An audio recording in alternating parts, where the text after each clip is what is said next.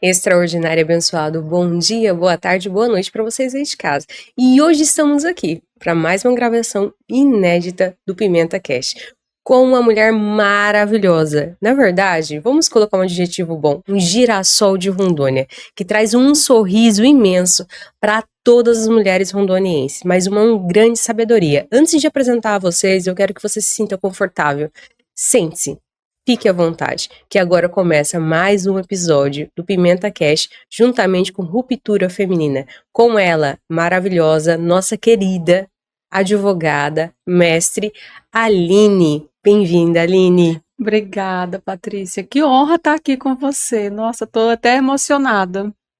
Que honra. Eu que falo que honra. Conhecer uma mulher que, de certa forma, é desbravadora de tanto conhecimento para vocês aí de casa. E aí, preparados? Vamos falar sobre essa história que emociona e que, de certa forma, move montanhas. Porque quando a gente fala de mover montanhas, principalmente com as mulheres, é de realmente travar não guerras, mas sim propósitos claros, trazendo uma grande abundância. E um projeto muito claro, que é trazer outras mulheres juntos. Bora, Aline? Bora, com certeza. Aline, um bom dia. Que esse dia seja maravilhoso. Amém. E vamos começar? Vamos começar. Deixa eu me ajeitar aqui. Aline, eu gostaria de conversar com você sobre a sua autobiografia. Sim. Sobre aquilo que nos conectou, de certa forma, sobre a sua essência. Antes da sua profissão, quem é a Aline? Pois é, já assim, por vezes me fazem essa pergunta, por vezes eu me faço essa pergunta, porque a nossa vida é tão dinâmica, né?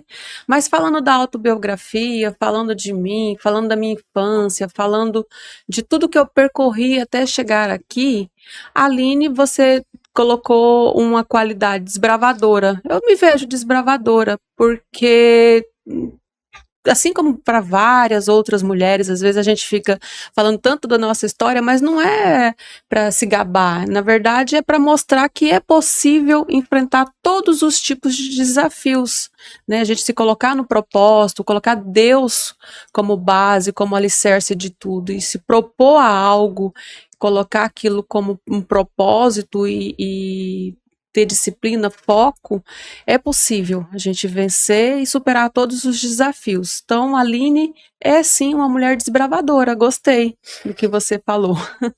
Quando eu tive a oportunidade de conhecer e redigir a sua autobiografia, ali a gente tem que colocar um pouco da emoção, que é o sentimento das palavras. E realmente, a palavra desbravadora realmente é desbravar.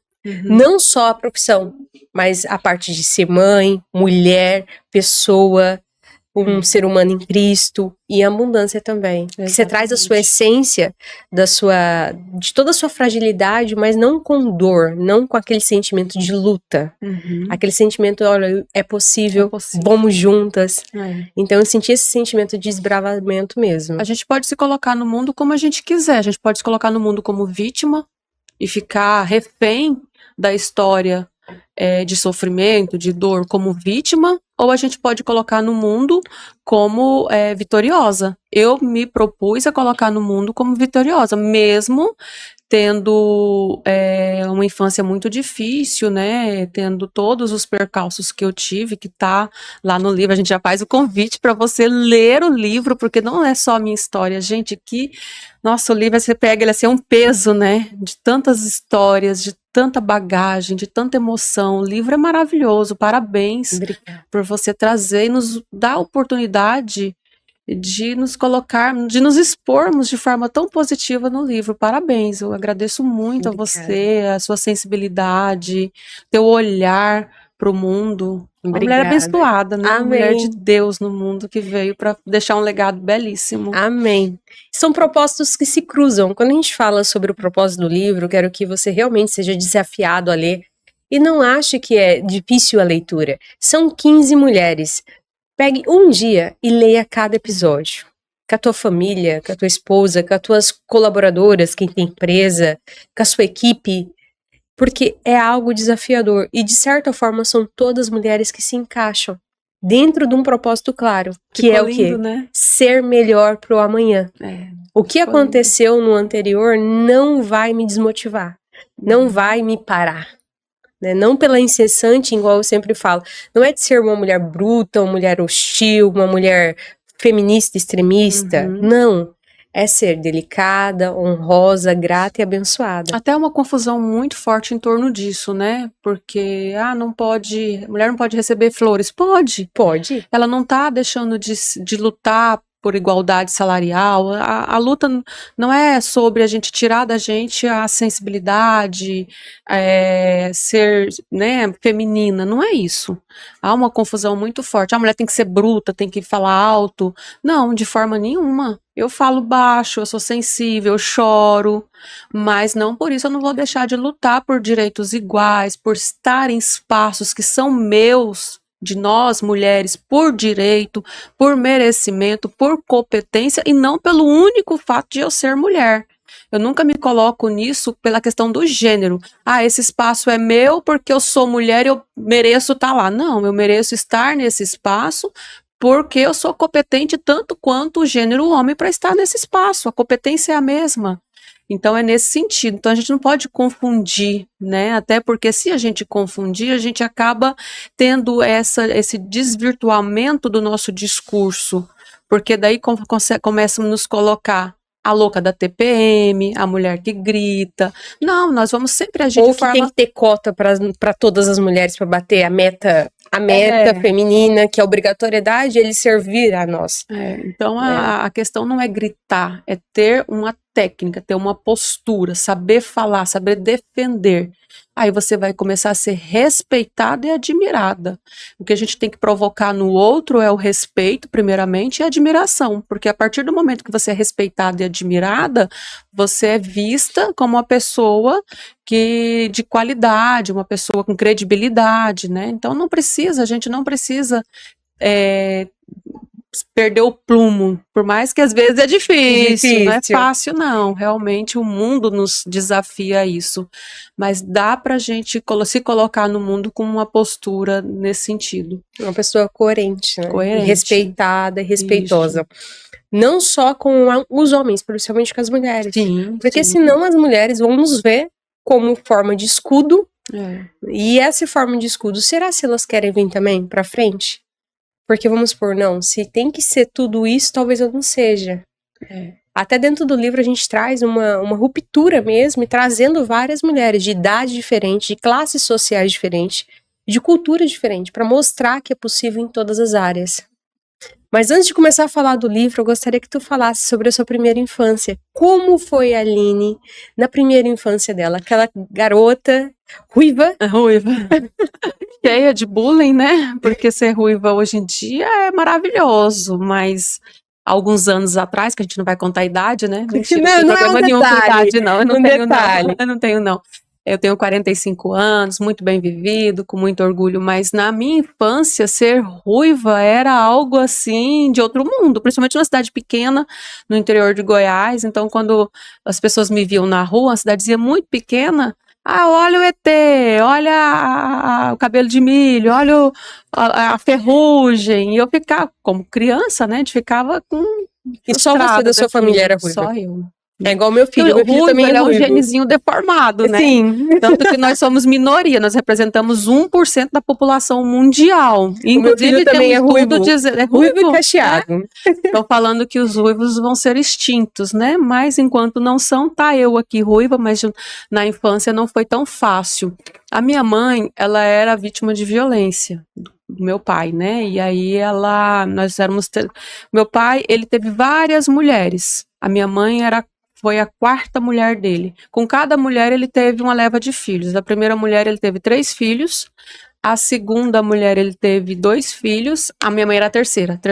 Terceira mulher, que foi minha mãe, 3 filhos. A quarta mulher, 1 filho. A quinta mulher, 1 filho. Então a terceira mulher, que era minha mãe, eles se conheceram em Mato Grosso do Sul, em Ponta Porã. E lá tiveram 2 filhos. E o sonho dele era retornar para Goiás, porque ele era goiano, morou muitos anos em Goiás e foi para Mato Grosso do Sul. E o sonho dele era voltar para Goiás. E ele convenceu minha mãe a ir com ele para Goiás. Com os filhos pequenos. Com os filhos pequenos. E aí lá na cidade que ele nasceu, né? Ele retornou. E daí eu nasci. E minha mãe, depois, assim, eu fiquei sabendo disso muito tempo depois, né? Na época, eu não sabia. Meu pai sempre foi muito sistemático, muito machista. Eu não julgo, porque ele teve uma infância muito difícil. Ele ficou órfão com 2 anos. Aos 9 anos, a avó que criava ele não tinha condição de alimentar, deu ele para um fazendeiro para ele trabalhar na fazenda, e ele Se trabalhava nessa autossustentável. fazenda 9 anos de idade em troca de alimentação. Então a infância dele foi muito sofrida. Ele não teve amor de pai, não teve amor de mãe, ele foi dado, né, para trabalhar. Então, assim, como que uma pessoa tão sofrida vai conhecer o amor se ele nunca teve? Então ele não conhecia o amor e ele não sabia dar amor para os filhos e nem para suas esposas.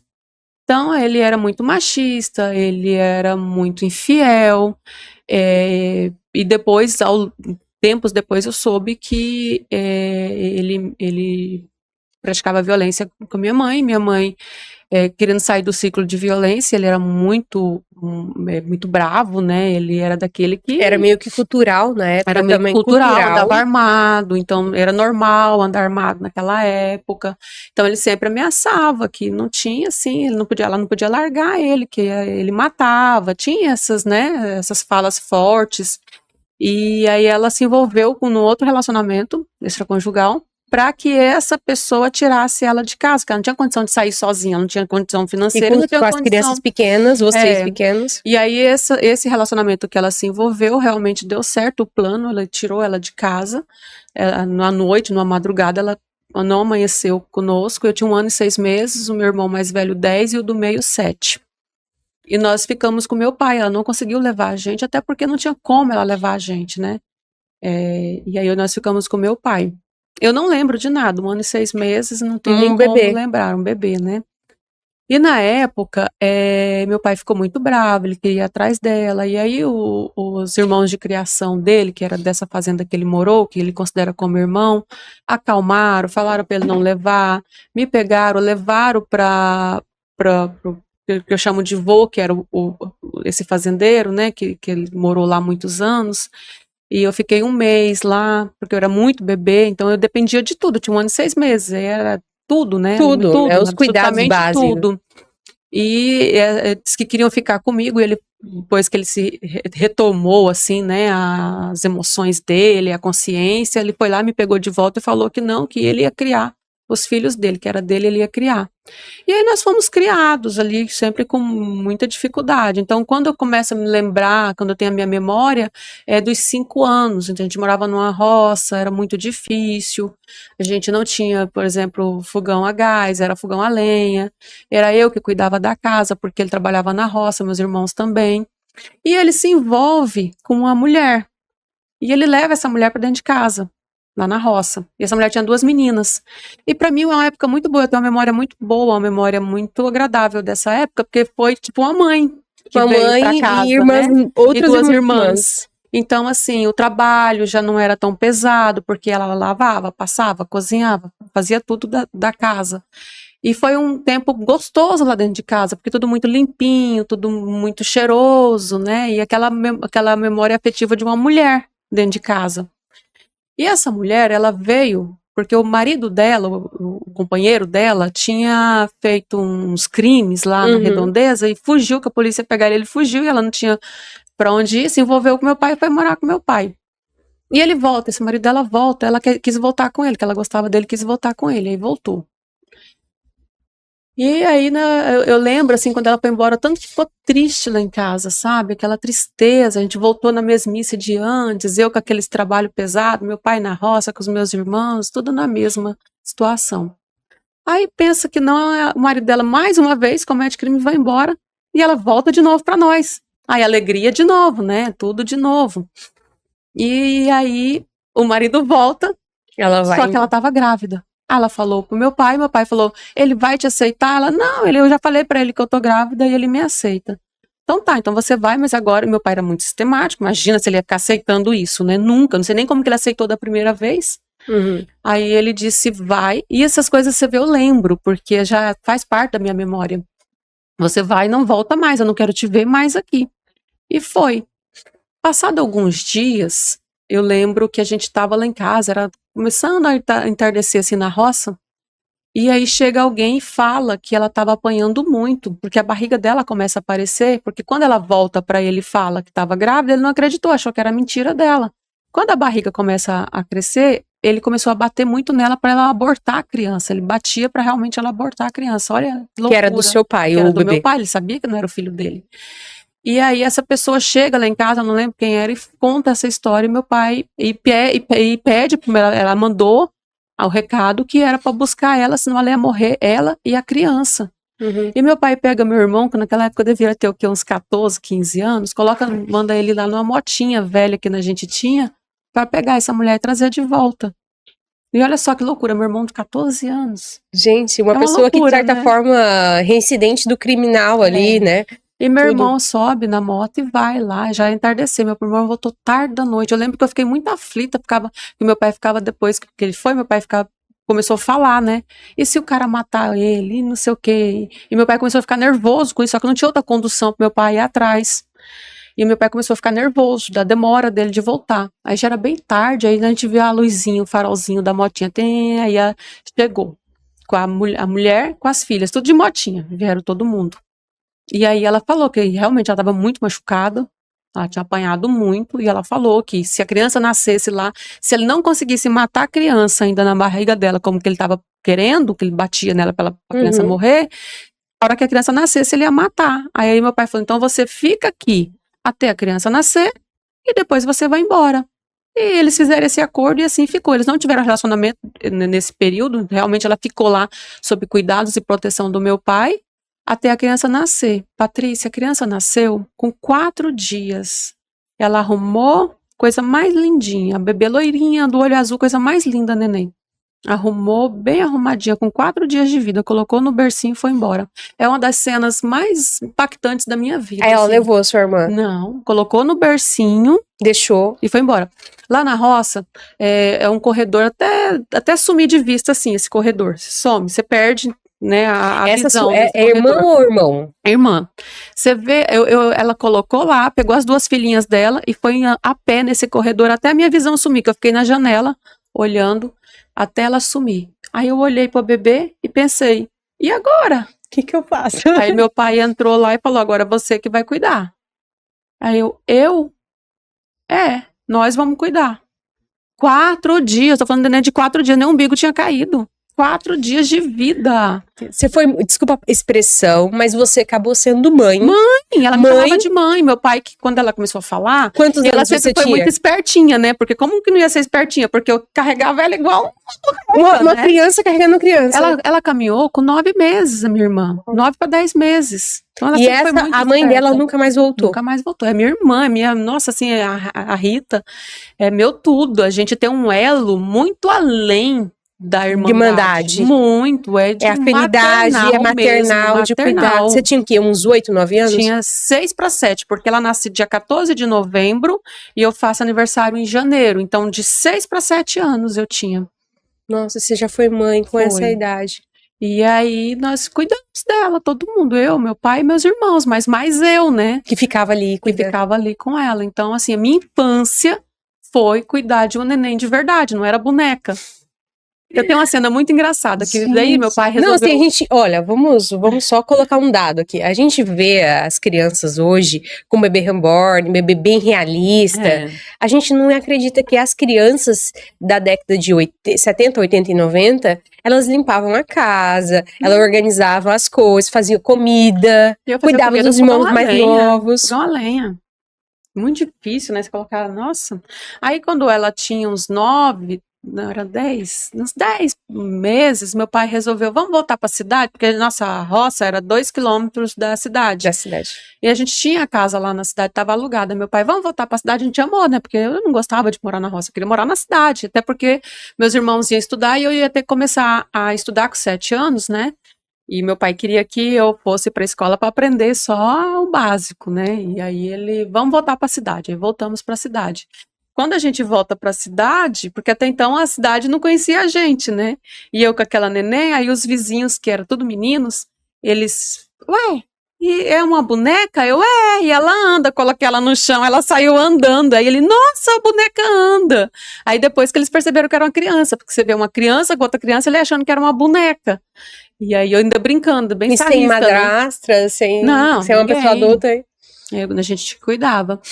Aí fomos, né? E aí meu pai tinha assim uma visão que mulher, as meninas, muito machista, né? As meninas tinham que ficar em casa.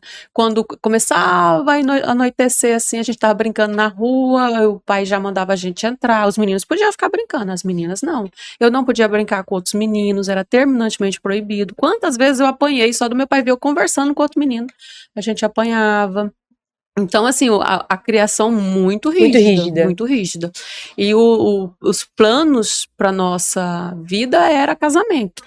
Eram os planos de sucesso para nossa vida, era um casamento. É os caser de sucesso. Era casamento. Aí tinha que casar, o estudo era só enquanto tivesse durante o dia, quando fosse, porque lá na cidade pequena, era o fundamental era de dia, mas ensino médio era à noite, então eu já não ia mais poder estudar. E aí a gente questionava ele, não, mulher precisa só aprender a assinar o nome, não vai precisar de estudo para a vida não, só assinar o nome já tá bom. Aí para os meninos não, homem tem que ser advogado, advogado de fazer inventário, que é o que dá dinheiro. Então aquilo foi entrando em mim. Repercutindo. Sempre muito assim, muito ousada, né? Por mais que eu era uma menina muito obediente do meu pai, mas eu sempre ficava questionando, muito questionadora. Por que para os meninos pode estudar, pode ser... O que será que esse negócio de advogado dá dinheiro? Por que para os meninos pode e para mim não pode? Aí E comecei a questionar, isso, né? E comecei a dar muito trabalho, e comecei eu, por exemplo, eu não poderia de forma nenhuma, não tinha nem hipótese de falar para ele de namoro. Então comecei a ficar adolescente, querer namorar. Então foi ficando muito difícil a nossa convivência. Muito difícil mesmo, assim. E meu pai sempre, assim, muito rígido, apanhava muito. Apanhei muito, meu pai, muito, muito, muito, muito. Se fosse nos tempos atuais, eu acho até que poderia ter alguma penalidade para ele, por conta do excesso que era praticado. Mas sempre, assim, meu pai sempre foi um homem muito protetor. E nisso sempre me tudo cuidou você muito nunca bem. mais conseguiu ver sua mãe? Eu conheci minha mãe, então ela foi embora no último ano e 6 meses. Quando eu fiz 7 anos, meu pai, que a gente volta para a cidade, né? Meu pai chama a gente para ir para Ponta Porã, que é onde ela morava, para poder. Ele queria visitar, porque ele tinha vindo de Ponta Porã, ele tinha saudade, ele queria ir lá visitar os amigos dele. Mas acho que na verdade ele queria ver minha mãe, sabe? Entendi. Mas nós fomos, eu com a Nenê, né, com todo mundo, a gente foi para Ponta Porã, e foi quando eu vi o rosto da minha mãe, que eu me lembro, né, porque quando a gente é bebê a gente não lembra, que eu me lembro do rosto da minha mãe pela primeira vez. Foi com 7 anos de idade. Você tem uma figura ali do que é, quem era sua mãe. Aí nós ficamos lá em cerca de 10 dias, foi a convivência que eu tive com ela, que foi a melhor da minha vida, assim, que eu me lembro muito bem. Tanto que quando eu volto para Goiás, a gente começa a se escrever por carta. Então, quando eu vi o carteiro passava pela rua de casa, eu já gritava, Zezinho, tem carta da minha mãe? Ele, hoje não. Então, quando tinha a carta da minha mãe, ele ficava tão feliz que ele já vinha gritando lá da rua, Aline, tem carta da sua mãe. E eu abria a carta da minha mãe, ela começava assim, minha pituxinha. Oh. Nossa, era a coisa mais linda do mundo. Eu queria ter essas cartas. E na parte ali do postal, né? De ir e aí fazer a carta. Era 2, 3 folhas de escrita para mim, assim, que me... Nossa, eu dormia grudada naquelas cartas, assim, de tanto amor, de tanto carinho, né? De tanto ela teve outros filhos? Depois de mim, não. Entendi. Você foi a última? A última. Aí tinha meu irmão mais velho e meu irmão do meio, né? E aí nós começamos a comunicar com carta. Então, quando eu fico rebelde, né, adolescente rebelde, eu começo a falar com meu pai que eu queria morar com ela. Eu sempre fui muito assim, eu coloco um negócio na minha cabeça, é difícil alguém conseguir tirar. Enquanto eu não consigo, e olha pra você ver, a gente tá falando de um homem extremamente machista. Eu não sei como, hoje eu fico pensando como eu consegui convencer meu pai que eu queria morar com a minha mãe e ele deixar. Eu não sei como eu convenci. Deus, né? Só pode ser Deus, não tem outra explicação. Ou já era boa de argumentação. E aí eu convenci. Mas quando aí ele deixa, aí eu escrevo para ela, que ela pode me buscar, ela escreve de volta que vai me buscar, a gente consegue se falar por telefone, eu não lembro como, porque não tinha telefone, naquela época era um negócio muito difícil. Orelhão, né? Aqueles Foi telefones. alguma forma que a gente falou, ela falou, eu vou descer na rodoviária, a gente vai voltar no próximo ônibus, a gente vai ficar no próximo ônibus, a gente vai voltar. Porque ela tinha muito medo, porque ela não sabia a reação do meu pai. Ela tava, até então eu tava falando para ela que meu pai tinha concordado, sim, né? Mas ela não sabia a reação dele, ela imaginava, depois ela me contou que poderia, ela imaginava que seria uma armadilha, que ele ainda queria se vingar dela. Por ter abandonado e tudo mais. Mesmo tantos anos depois, né? Mas ela tinha muito medo. E foi exatamente assim.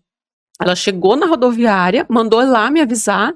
Então, assim, eu não sabia o dia que ela ia chegar, não sabia a hora, não sabia nada. A gente não é igual hoje que tinha comunicação. WhatsApp. Não tinha. Tô chegando daqui 6 horas. Veja, a gente se comunica por carta. Eu mando uma carta que meu pai deixou. Ela manda de volta. Por postal, que demorava 7 a 20 dias. Ou mais. E aí, depois, ela certifica por telefone, que eu não lembro como, que realmente tinha, fazia sentido, ok.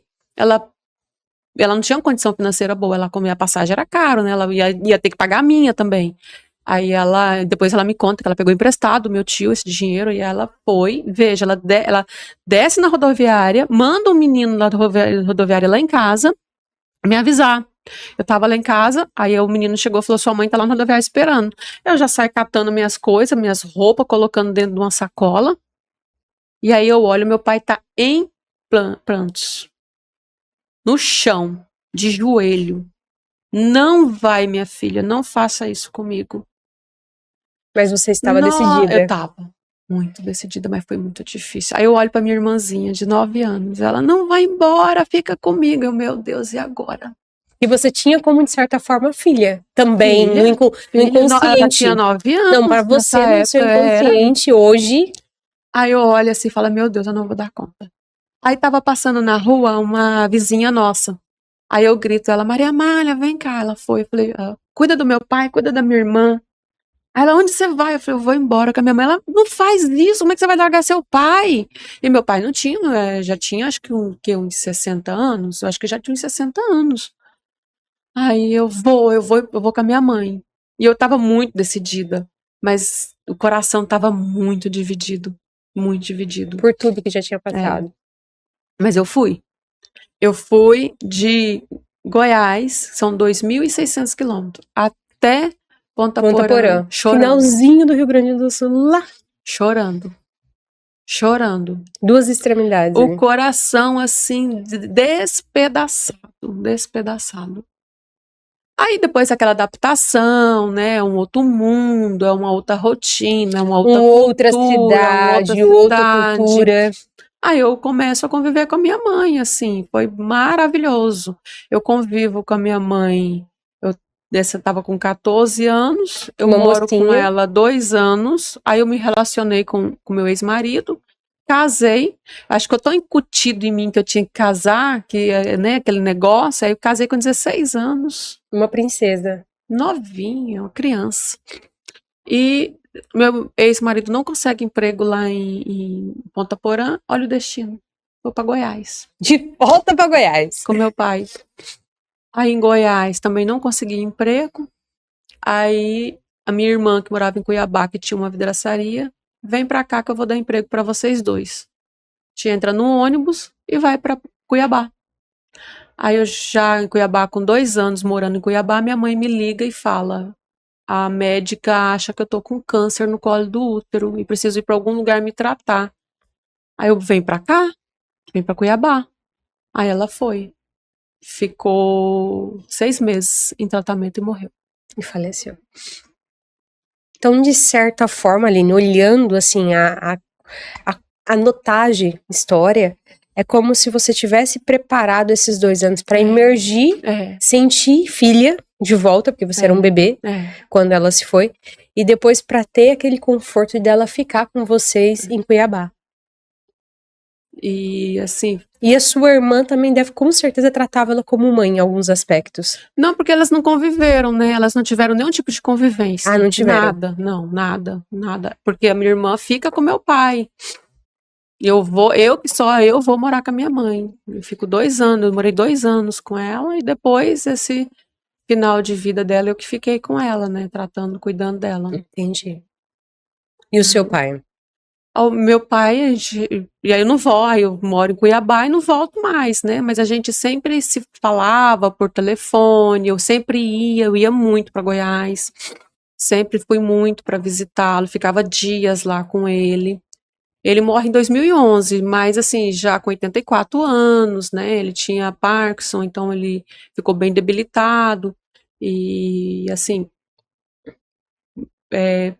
viveu a vida dele, né? Então, ele assim, eu tenho muita saudade dele, mas eu tenho conforto em Deus que ele cumpriu a missão dele na Terra. Ao contrário da minha mãe, não que eu questiono Deus, pelo contrário, eu só pergunto por que que ela não ficou mais tempo na Terra? E depois que eu descobri o amor de mãe, que eu podia conviver, que eu podia estar com ela, que ela podia, hoje, por exemplo, ela podia estar morando comigo, né? Hoje ela teria 70 anos. Super jovem. 70 e poucos anos. Então, aí é isso que eu pergunto muito, sabe? O meu pai, ele viveu, então eu sinto saudade dele. Da minha mãe eu sinto muita saudade, muita. Até hoje, assim, eu fecho os olhos, eu sinto o cheiro da minha mãe. Que Até bacana. hoje. Só que, falando sobre o cheiro, agora eu vou falar um pouquinho sobre a neurociência, que é uma das minhas paixões. O cheiro nada mais é um termômetro do prazer em vida de algo. Pode ser um momento, pode ser um almoço de domingo, pode ser algo que você. É a coisa mais simples do mundo, pode ser o cheiro de pipoca, que te reflete aquela pessoa, até o cheiro da própria pele da pessoa. Sim. E isso é fragmentação dentro do cérebro que se diz o quê? Como eu sou apaixonada por esse momento, ou por essa pessoa. E a gente fala da paixão, todo mundo fala que a paixão é ruim. A paixão é a coisa mais envolvente que tem. A paixão é o que te impulsiona, é o que te dá cortisona para seguir. Que dá aquela vontade de falar assim, eu também quero ter esse cheiro para meus filhos. Eu também quero ter essa sensação de agradabilidade, de gostar de algo. Então, quando as pessoas falam, Patrícia, eu sonhei com algo e parecia tão real, eu falei, porque você já estava vivendo. Né? Às vezes você pode, igual você fecha os olhos e lembra da sua mãe, é como se fosse um sonho real. A vontade dela está aqui. E aí você faz essa paixão, você desfragmenta ela de uma forma que poucas pessoas conseguem viver. Sim. Exatamente. E aí é o que eu falo, eu poderia colocar toda essa história dentro de um pote e dizer, nossa, eu sou vítima da minha vida, né? Mas eu sempre usei tudo isso para evoluir. Não querer ficar. Foi difícil sair da minha vida com meu pai, foi difícil, mas foi uma das melhores decisões que eu tomei na vida. Porque a partir disso, eu passo para um outro nível. Aí o nível da minha mãe já era estudar. Aí depois, por mais, eu casei nova, mas aí eu já passo para um outro nível. A mulher adulta, que precisa ajudar a prover, cuidar. Aí eu já sou mãe, com 18 anos, aí eu passo para um outro nível. Agora eu sou a mãe, né? Eu tenho que dar esse amor que eu não tive pro meu filho. Que é do seu filho mais velho. Que é do meu filho mais velho, Pedro. Pedro. E aí eu começo a trabalhar, eu começo a querer fazer faculdade, eu começo a querer ter um mundo de oportunidades, eu começo a idealizar muita coisa, a sonhar, planejar, executar. Sonhar, planejar e executar. Sonhei em ser uma advogada. Então, para ser advogada precisa de quê? Fazer faculdade. Então, vamos fazer faculdade? Então, eu trabalhava de dia todo, cansativo, numa concessionária de caminhão, numa oficina, e à noite ela passaram. Aqui. Eu venho para cá em 2005, 2004, porque o meu ex-marido, ele vem por causa do emprego dele, ele é transferido para cá, ele vem abrir uma têmpera de vidro aqui. Na época era só um depósito e depois acabou que abriu a fábrica, né? E aí eu venho junto pra gente constituir nossa vida família, aqui. cuidar dos filhos. Já tinha um Pedro. E quando a gente tá aqui, aí eu consigo esse emprego na concessionária e aí fala, agora dá pra pagar uma faculdade. E aí começo a fazer a faculdade, engravidei do Lucas. No primeiro ano de faculdade eu engravido do Lucas. Não parei a faculdade em nenhum momento.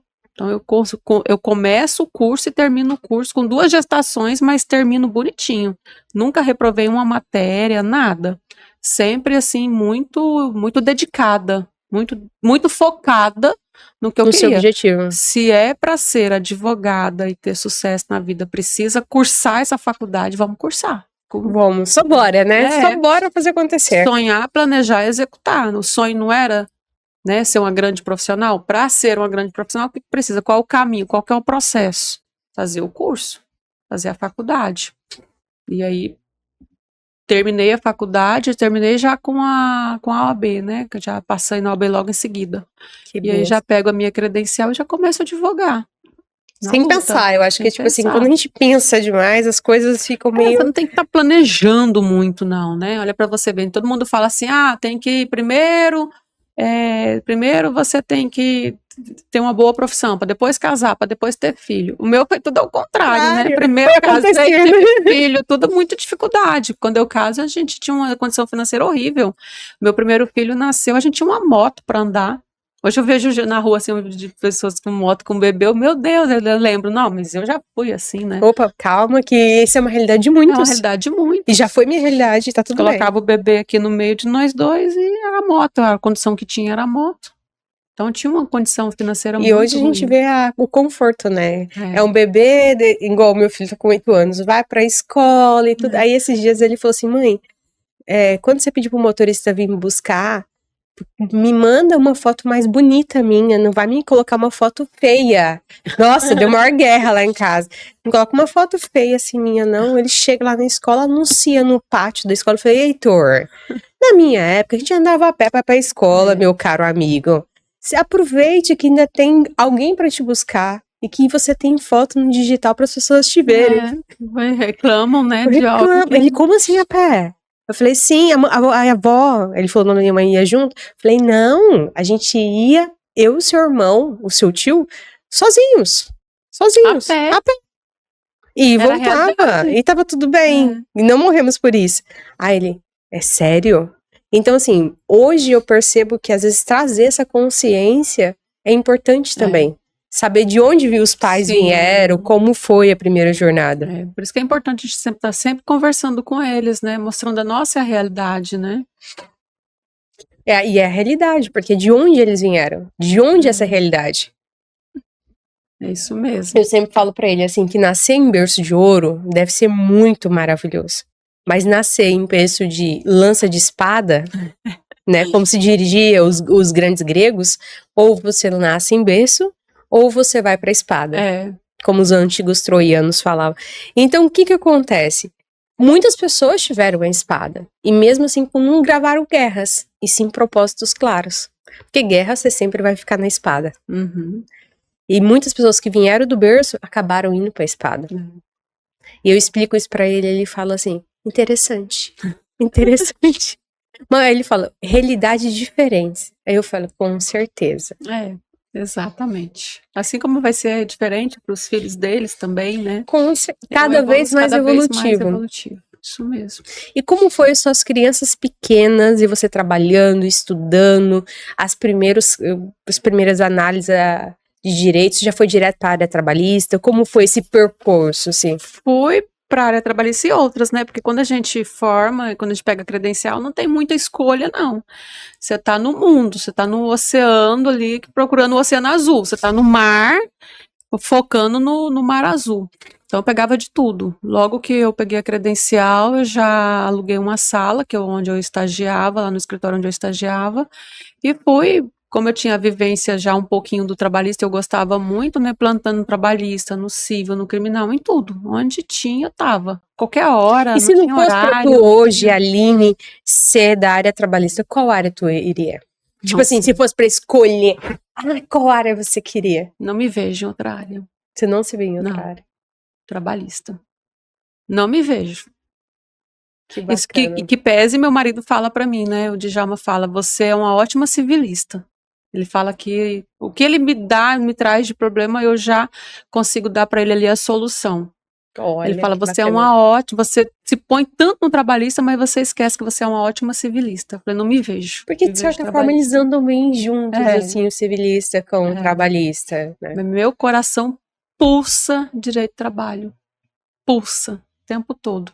Eu amo, amo, amo. Eu amo a advocacia, né? Não é a área da advocacia. Eu amo ser advogada. Amo, sou apaixonada, sou realizada. Eu acordo assim, pra você ver, eu acordo 4h30, vou pra academia 5, E eu vejo a tua volto. rotina. Não, me É, conta sobre a sua rotina, que eu acho o máximo essa eu rotina. vou, E tu faz caminhada ainda. às vezes, a caminhada mais final de semana lá na pista, né? Um cardiozinho Onde só pra dar o. nós temos que marcar um dia de se Vamos. encontrar lá na pista. A caminhada é só pro sangue dar uma oxigenada aqui, mas eu todos os dias, de domingo a domingo, eu vou pra academia. E durante a semana o meu horário é às 5. Então acordo 4h30. Aí tomo ali meu café, me organizo e vou a pé pra academia. Já vou ouvindo um estudo bíblico, né? Que eu gosto muito de ouvir. E aí eu vou para a academia, faço meus exercícios, volto, aí eu vou fazer alguma leitura bíblica e depois eu vou começar a trabalhar. Aí eu já faço um estudo, porque o direito ele é muito dinâmico, ainda mais trabalhista, a gente está com muita coisa nova, muita. Só de tese vinculante são 200, mais de 200 teses vinculantes. Então tem E que é o estar tempo todo, sempre, né? o tempo É o todo. tempo todo. E com a tecnologia que está hoje, a gente não pode nem se comparar. Por exemplo, antes, o direito trabalhista antes da pandemia, que tá logo aí, foi 2020, 2019, que estourou a pandemia em 2020, e o direito trabalhista de hoje. É igual o direito público, né, que é a minha área Mas a gente subsequente. passa por uma transformação muito grande na área trabalhista com a reforma em 2017, né? Que era para ser só uma alteração e alterou muita coisa, e assim, muito rápido. Muito rápido para muitos detalhes. É, muito rápido. Foi tudo feito muito a toque de caixa. Então, agora que a gente consegue ter as consolidações, assim, né, os entendimentos daquela época. Agora que a gente está voltando a pisar firme no chão, porque a gente ficou um bom tempo com insegurança danada.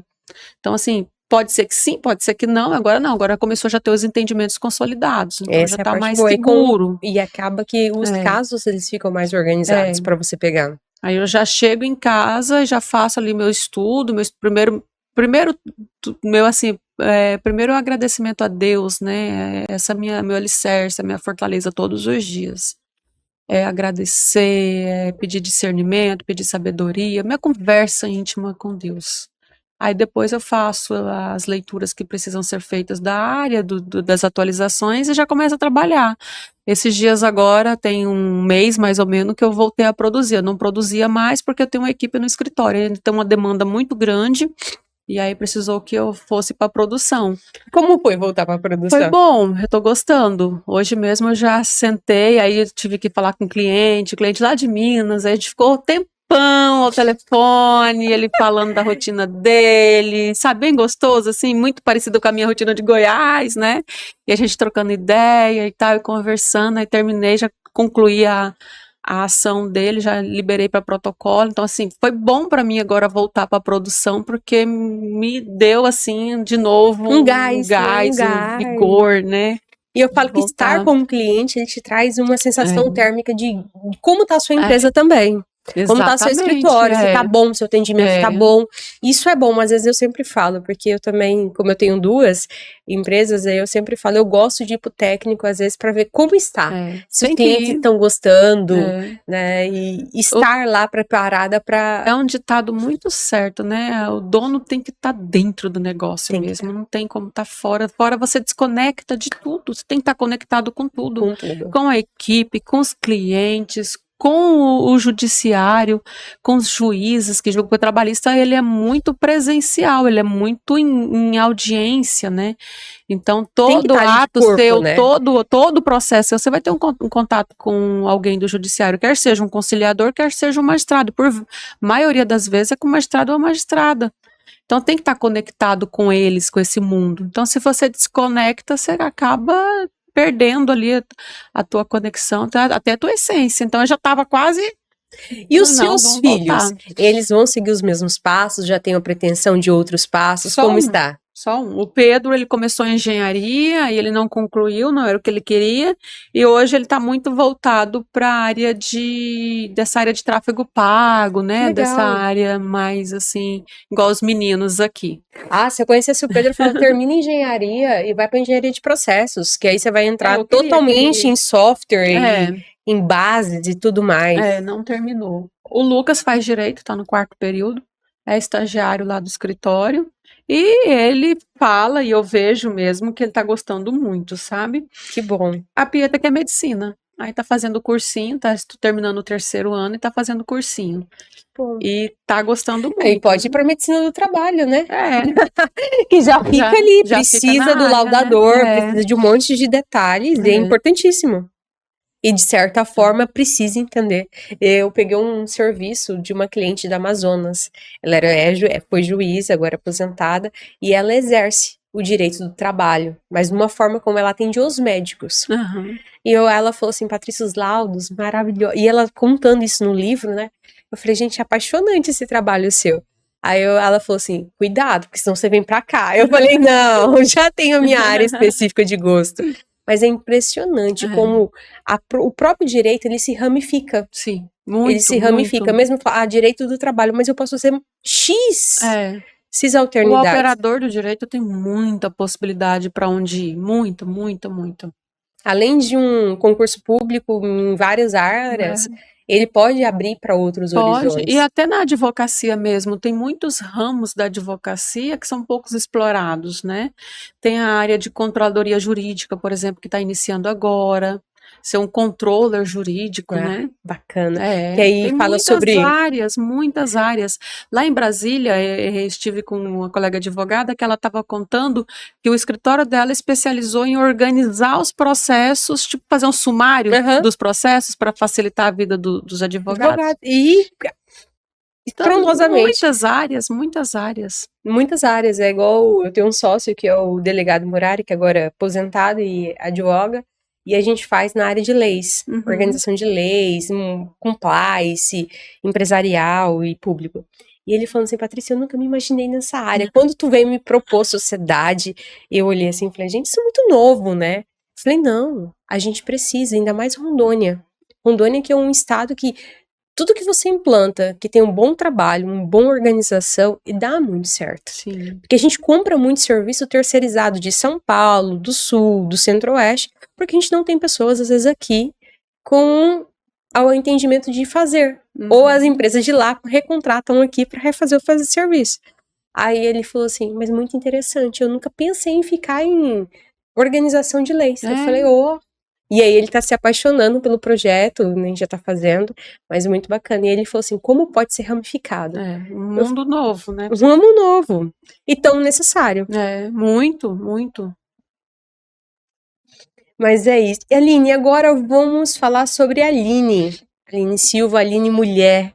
O que você deixa esse legado para essas mulheres que de certa forma te veem como um prospecto, uma mulher que de certa forma saiu do nada, né, de certa forma, e teve oportunidades até de, tipo assim, de não fazer nada e continuou fazendo.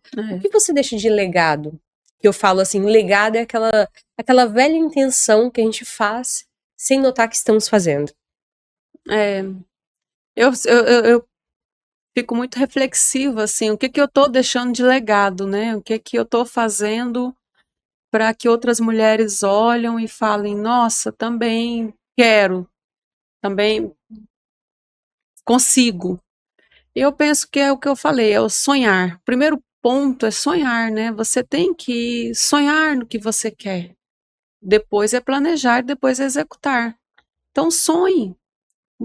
Eu vejo que a sociedade, o mundo está tão assim, vivendo no automático, tão imediatista, a gente vê pessoas trabalhando frustradas, que não querem estar naqueles empregos, decepcionadas com a vida. Sonhe em algo novo, mude. Às vezes a gente coloca o nosso barco numa rota que não está legal. E por que não mudar essa rota? Tem gente que tem muito medo de mudança. Gente, mudança não é ruim. Ela Se você é tá difícil num no barco, começo. é difícil, Difícil. mas o conforto ele é horrível. O conforto ele só te leva pro abismo.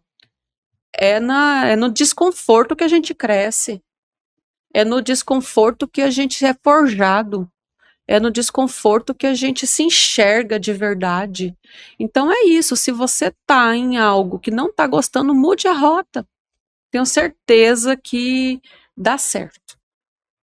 É ter foco, é ter disciplina. Porque as pessoas querem muito as coisas, mas não querem viver o processo para conseguir o que quer. Não adianta nada eu sonhar. Por exemplo, meu sonho era o quê? Tá onde eu tô hoje. Eu tô vivendo o que eu sempre sonhei. Não reclamo de absolutamente nada. Por quê? Cansativo. Quem sou eu para reclamar do que eu pedi? Não, de certa forma, assim, com todo respeito, a gente acaba vendo os stories e eu É. falo assim, ó, eu ainda curto, cheio de coraçãozinho, pode saber que sou eu lá. Eu falo assim, olha, são poucas pessoas que querem pagar o preço de sair daqui de madrugada, chegar em Cacoal, participar de eventos, estar lá, ir para outra cidade, passar em outra cidade para fazer um atendimento e depois chegar aqui de volta e ainda é sábado. Ainda é sábado, então, tipo assim. É isso que eu tava falando, as pessoas querem sim, querem sonhar, querem ter, mas não querem viver o processo. E é preciso viver o processo, não tem como, não tem atalho. E tem que respeitar o processo. Tem que respeitar e viver o processo de verdade, né? Com constância, com regularidade. Por exemplo, academia. Academia ensina muita gente, né? Quero ter um corpo. A gente olha, nossa, que corpo lindo. Quero não tô ter falando. braço, quero ter. Não tô assim, na questão de estética. A gente olha e a gente quer. Aquela barriga trincada, né? Aquele bracinho duro que a gente levanta a mão com orgulho, que não vai cair nada, não vai ficar balançando. Então a gente quer aquilo. Mas para chegar nisso, eu preciso viver o processo. E manter, né? Eu falo que chegar é uma coisa mais fácil. Agora, você manter a regularidade. A regularidade. Né? É igual uma empresa, é igual uma associação, um escritório, igual o seu caso tem escritório. Eu sempre falo, ontem a gente estava em reunião, os meninos estavam junto na reunião e a gente mantendo ali, né? Prospectando um novo projeto e organizando. E aí as pessoas falam assim, por que tanto dinamismo? Eu falo, porque é disciplina. Disciplina. Nem todos os dias você vai colher, nem todos os dias a sua conta bancária vai estar agradável. Tem dias que não. Tem dias que você vai estar cansada, tem dias que você vai estar meio febril o corpo. Exatamente. E tá tudo certo. Tá tudo certo. Mas você tem que fazer. Hoje mesmo, na hora que eu acordei, o corpo tava, que eu tô querendo ficar gripado, então assim, o corpo, não, eu vou porque a gripe não vai me vencer. Levantei, tomei um banho, tomei um Tilenol Sinus para dar uma melhorada, um up, e foi super de boa, tranquilo. Não exagerei, não é também sei lá, não, fiz o exercício. Faz um treino mais leve. É também respeitar os seus limites. A gente não tá falando aqui de você se colocar numa, né, não é isso, é respeitar os limites. O que a gente tá falando é de regularidade, é de disciplina, é de foco, é você olhar. Qual que é teu sonho? Meu sonho é esse. Você olha tá do lado de uma ponte e você tem que chegar do outro lado. Então você sabe o que você tem que fazer para chegar do outro lado. Você tem que ir percorrer esse caminho para chegar do outro lado. Né? Igual o escritor. Quando chega a obra para mim, eu falo assim, ó, você quer escrever? Faz o seguinte, escreve um pouquinho todos os dias. Pode ser meia página, 2 frases, 4. Faz um termo comigo mesmo. Como você falando comigo, olha, eu vou escrever para aquela pessoa lá, uma página. Se você quer escrever 200 páginas, uma página de A4 vira 2 páginas de livro. Então você escreve 100 páginas. A gente tá falando de 100 dias, beleza, dividido pelo ano, dá menos de um quarto. Então em um ano eu consigo fazer o projeto todo, ou menos que isso. E aí as pessoas olham assim e falam assim, é impossível. Eu falei, não é impossível. Não é impossível. É igual, não tenho tempo. Gente, nós temos 24 horas. Se organizar direitinho, dá. E eu ainda falo que nós temos dá pra dormir, dá pra descansar, dá pra fazer um monte de coisa. Um monte de coisa. E a gente ainda tem uma facilidade, Aline, que eu falo pra todo mundo. As 24 horas minhas são as 24 horas suas. Só que o delimita as minhas 24 horas é a minha disciplina das minhas 24 horas. O que eu vou fazer nas 24 horas? O que é a minha prioridade? E colocar tudo realmente organizado. Que dá. É igual você acabou de falar, tem empresas ganhando para fazer índice de sumário. Já pensou? É a mesma coisa na nossa vida. Se a gente fazer um índice do que vai acontecer, você só vai fazendo. E às vezes acaba exaustiva, ou em exaustão, em burnout muitas vezes, porque você faz e não entrega. Começa e não termina, começa e não termina, começa e não Não termina. começa, não termina. Então a dica que eu dou hoje, valiosa para todo mundo aí de casa, é o seguinte: realmente pegue sua semana, tire um tempo no seu domingo, no seu sábado, na sua sexta-feira, você vai escolher o seu dia de organização e faça um planejamento. Tenho que fazer isso. Isso aqui é inegociável, isso também. Cuidar da minha saúde. Eu acho que saúde é e inegociável, cuidar da gente. Eu não posso me colocar no mundo para cuidar do próximo, que é um dos pilares da nossa gestão, é cuidar, né? Cuidar, eu acho muito lindo. Como que eu O vou, autocuidado, né? como E é que se eu vou respeitar. cuidar do próximo se eu não tô cuidando de mim? Não existe. Primeira vez que eu fui lá, eu falei, uau, não dá vontade de sair. Na sexta do cuidado, né? Sexta do cuidado. Sexta do cuidado. Então, cuidar meu é primeiramente de mim. Isso é muito Eu sou minha prioridade. E agora vamos falar sobre o último bloco, que é o mais importante, assim, que eu vejo, que é, igual você falou, sonhar. Quais são os próximos sonhos da Aline?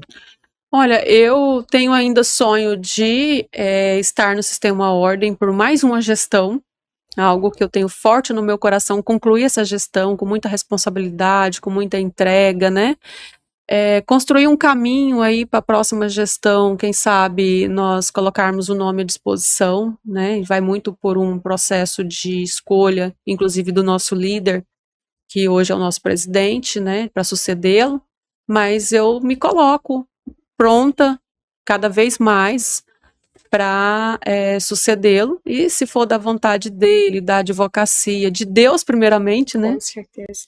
Primeiramente de Deus, que é o que eu peço a Deus todos os dias para me capacitar, para me preparar.